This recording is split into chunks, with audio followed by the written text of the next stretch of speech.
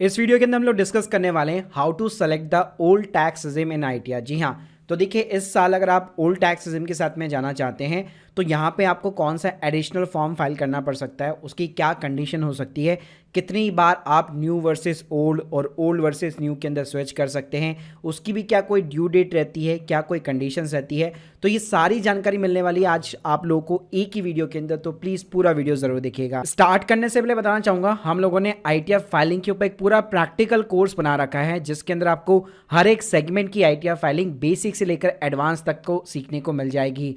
Link in the description box, एक बार जरूर checkout कीजिए, या फिर अगर आप हमसे सर्विस भी लेना चाहते हैं आईटीआर फाइलिंग की तो link in the description box, आप हमारे रिव्यूज वगैरह भी चेकआउट कर सकते हो। पहले देखिए सिंपली अगर मैं आईटीआर 1 और 2 की बात करूँ तो वहां पे कोई भी आपको एडिशनल फॉर्म फाइल नहीं करना पड़ता है। आईटीआर 1 उनके ऊपर एप्लीकेबल होता है जिनकी नॉर्मली सैलरी से या कोई भी बैंक का इंटरेस्ट या अदर इनकम होती है, साथ में हाउस प्रॉपर्टी की इनकम हो गई। इसके अलावा अगर आपका कैपिटल गेन होता है इक्विटी से या म्यूचुअल फंड से तो उस केस में आपको आईटीआर 2 फाइल करना पड़ता है। तो देखिए यहाँ पे स्क्रीन के सामने आप देख सकते हैं मैं सीधा आईटीआर 1 के अंदर आ चुका हूँ। तो यहाँ पे रिजीम आपको कैसे सेलेक्ट करनी पड़ती है वो मैं आपको बताना चाहूँगा।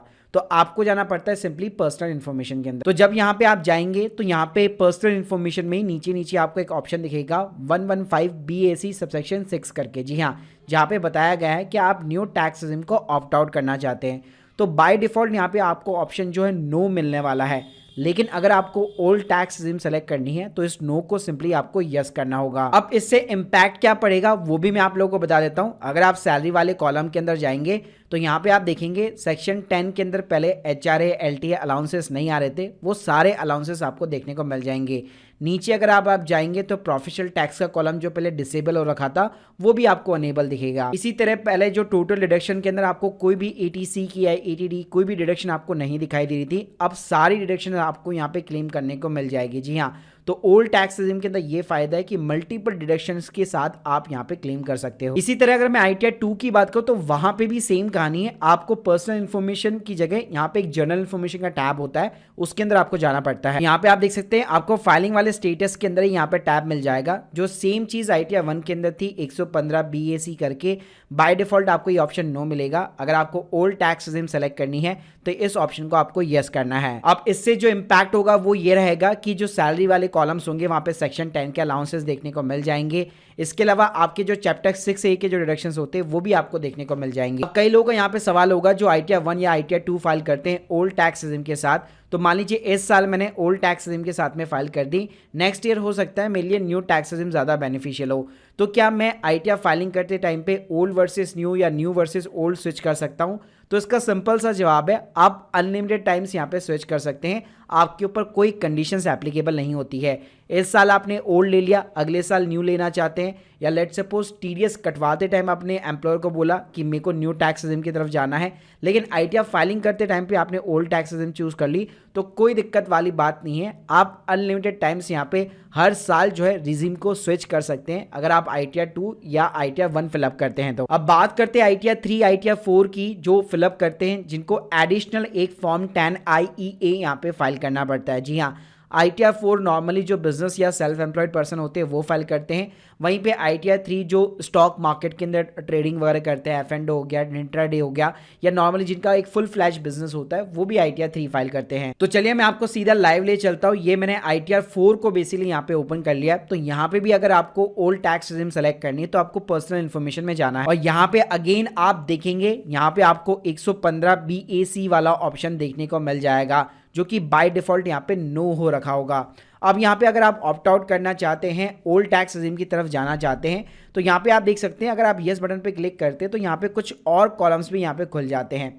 तो जो लोग भी आईटीआर 4 या आईटीआर 3 फाइल करते हैं उनको एडिशनल फॉर्म 10 IEA फाइल करना पड़ता है, यानी पहले फॉर्म फाइल होगा उसके बाद में आईटीआर फाइल होगी, क्योंकि फॉर्म फाइल होने के बाद में आपके पास एक एक्नॉलेजमेंट नंबर जनरेट होगा और किस डेट को वो फॉर्म फाइल हो रखा है वो डेट आपको यहाँ पे मेंशन करनी है। तो ये फॉर्म को फाइल करने के लिए आपको इनकम टैक्स पोर्टल के ऊपर ही जाना पड़ता है। यहाँ पे आपको फाइल इनकम टैक्स फॉर्म देखने को मिल जाते हैं, और यहाँ पे आप देख सकते हैं फ्रंट स्क्रीन पे ही यहाँ पे आपको फर्स्ट नंबर पे फॉर्म 10 IEA देखने को मिल जाता है। जी, तो यहाँ पे सिंपली आपको अपना असेसमेंट या सेलेक्ट करना होता है, लेट्स गेट स्टार्टेड बटन पे क्लिक करना पड़ता है।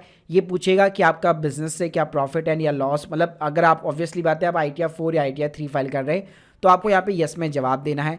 इसके अलावा यहाँ पे आप देखेंगे आपसे लास्ट ड्यू डेट पूछेगा, तो आपके लिए नॉर्मली ड्यू डेट 31 जुलाई रहने वाली है आपकी ITR फाइलिंग की। और प्लस प्रोसीड करने से पहले यहाँ पे इस फॉर्म को ध्यान से देख लीजिएगा, क्योंकि इस फॉर्म को अगर आपने एक बार फाइल कर दिया, ये आपसे कंफर्मेशन भी मांगेगा, बाद में आप इसको विड्रॉल नहीं कर पाओगे। यानी अगर विड्रॉल करना भी है तो आप केवल नेक्स्ट ईयर कर पाओगे, इस साल इस फॉर्म को वापस आप चेंज नहीं कर पाओगे। तो हमेशा ध्यान रखिए, अगर आप ITR 4 या ITR 3 फाइल करते हैं तो फॉर्म 10I को भरने से पहले आपको पता होना चाहिए कि मैं क्या कर रहा हूं, क्या मैं ओल्ड टैक्स रेजिम मेरे लिए ज़्यादा बेनिफिशियल है या फिर न्यू टैक्स रेजिम ज़्यादा बेनिफिशियल है। उसी के बाद में आपको अपना डिसीजन बनाना चाहिए इस एडिशनल फॉर्म को फाइल करने का। अब ये जो फॉर्म 10I होता है ये ऐसे ही फाइल नहीं होता है, इसकी कुछ टर्म्स एंड कंडीशंस भी होती है। इसको लाइफ में केवल आप 2 बार फाइल कर सकते हो। जी हाँ, एग्जाम्पल के साथ मैं समझाता हूँ। मान लो इस साल आपको लगता है कि मेरे को तो ओल्ड टैक्स रेजिम के अंदर फाइल करनी है, तो आपने फॉर्म 10I ये फाइल कर दिया, ठीक है। फिर नेक्स्ट ईयर आपको लगता है कि यार मेरे लिए तो न्यू टैक्स रेजिम ज़्यादा बेनिफिशियल थी, तो नेक्स्ट ईयर वापस आपको ये फॉर्म फाइल करने को मिल जाएगा। तो उस टाइम पे भी आप फॉर्म फाइल करके जो आप ओल्ड टैक्स रेजिम के अंदर गए हो वापस न्यू टैक्स रेजिम के अंदर आ सकते हो।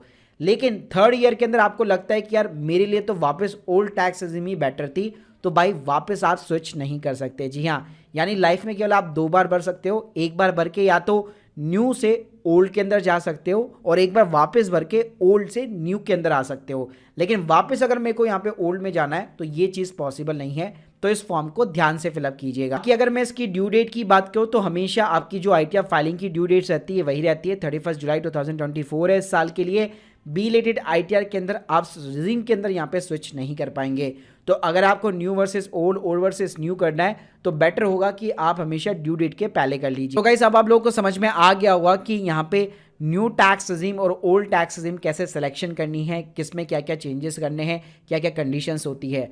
बाकी गाइस अगर आप लोग हमसे और बहुत सारी चीज़ें सीखना चाहते हैं स्टेप बाय स्टेप, प्लीज़ हमारे कोर्स को ज़रूर चेकआउट कीजिए और सर्विस भी लेना चाहते हैं तो link in the description box. Thank you guys, thank you very much.